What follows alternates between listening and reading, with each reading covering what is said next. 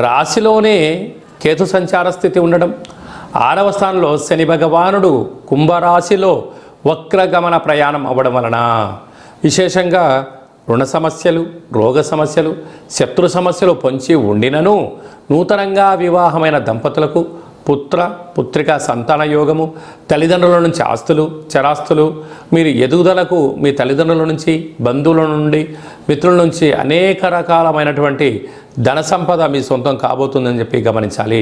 ప్రేమికుల మధ్య చాలా సయోధ్య అవసరం. అన్నదమ్ములతో, అక్కా చెల్లెలతో వీలైనంత వరకు సత్ప్రవర్తన కలిగి ఉండడం యోగదాయకం అని చెప్పి గమనించగలగాలి. అలాగనే భాగ్యస్థానంలో కుజగురు సంచార స్థితి ఉండడం వలన వీలైనంత వరకు భార్యతో కానీ భర్తతో కానీ పార్ట్నర్షిప్ వ్యవహార కార్యక్రమాలు చేసేవారందరితో కూడా ఎంతో సమన్వయం అవసరం. ఎదుటి వ్యక్తులు ఏదైనా